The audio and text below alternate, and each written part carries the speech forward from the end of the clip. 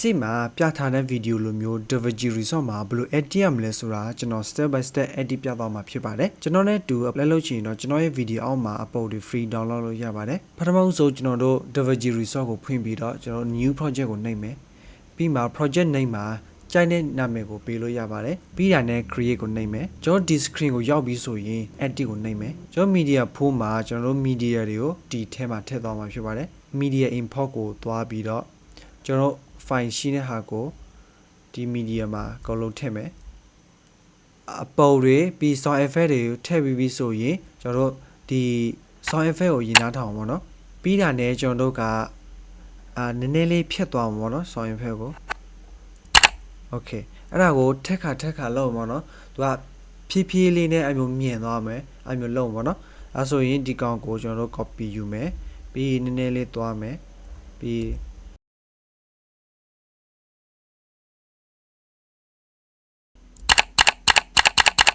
โอเคပြီးတာနဲ့ကျွန်တော်တို့အပေါ်တွေကလုံးဆွဲချမယ်ဒီမှာအသင်နဲ့အပေါ်နဲ့ match ဖြစ်အောင်ပေါ့နော်ကျွန်တော်တို့အရင်ဆိုခတ်မယ်ဘယ်လိုခတ်မလဲဆိုတော့ဒီ blade တာကိုယူလို့ရတယ်ဒါမှမဟုတ်ဒီကျွန်တော်က shortcut key နဲ့တောင်းလို့ဆိုတော့ W နှိပ်ပြီးတော့ကျွန်တော်အစီအပိုင်းကိုလို့ဖြစ်ပါတော့โอเคပြီးနောက်တစ်ခုလည်းဒီမျိုးပဲဆက်သွားမှာနော်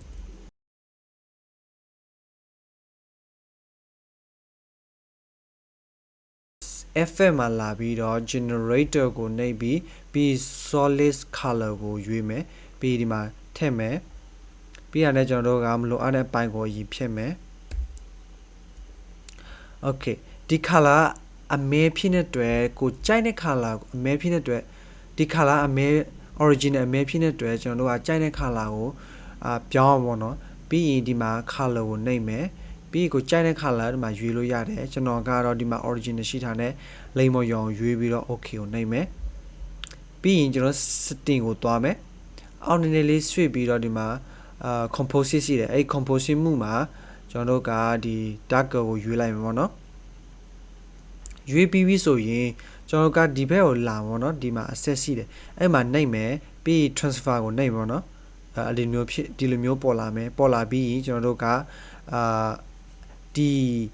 အဝါရောင်ဒီ solid color ကိုကျွန်တော်အလယ်မှာထားပါတော့ okay ကိုလိုချင်လောက်ပမာဏဘယ်လောက်ကိုလိုချင်တဲ့ပမာဏဘယ်လောက်ထားမယ်ကျွန်တော်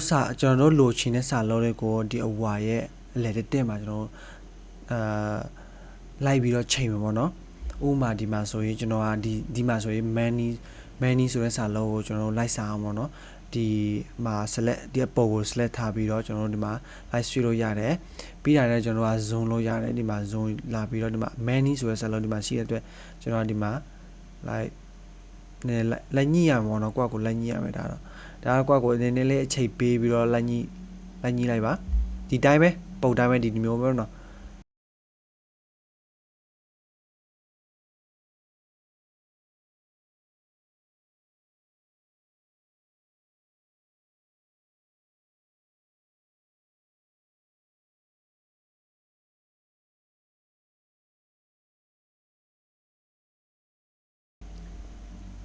โอเคဒီလိုမျိုးစီလို့ပြီးဆိုရင်ကျွန်တော်တို့က many ဆိုတဲ့စာလုံးကိုပဲကျွန်တော်တို့ကပေးပြီးတော့အမျိုးပေးပုံပေါ့နော်ကျန်တဲ့ဟာရောနည်းနည်းလေးပေးဝါမယ်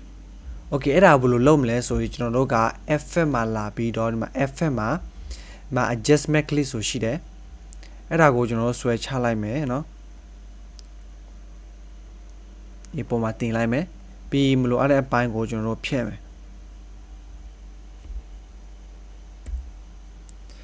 ဖြတ်ပြီးဆိုရင်ကျွန်တော်တို့ဒီ click ကိုကျွန်တော်တို့က fusion page ကို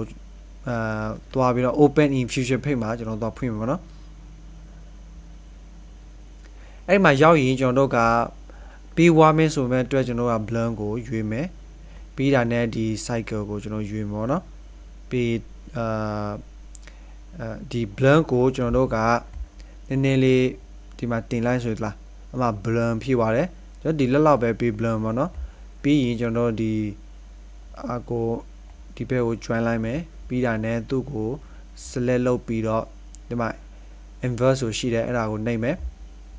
ပြီးတော့ဒီမှာ width နဲ့ height ရှိတယ်အဲ့ဒါကိုကျွန်တော်တို့ချိန်လိုက်ပါတော့ကျွန်တော်တို့ပြီးပေါ်နေအရာလိုမျိုးဒီလိုပဲမျိုးဒီကထားပြီးတော့ဒီမှာ sort နည်းနည်းလေးတင်လိုက်မယ်အဲ့ဆိုရင်ကျွန်တော်တို့ကဆင်ပြေသွားပြီပေါ့နော်ကျွန်တော် edit ကိုဖည့်ပြန်လာပြီးတော့ကျွန်တော်တို့ preview ကြည့်လို့ရပြီ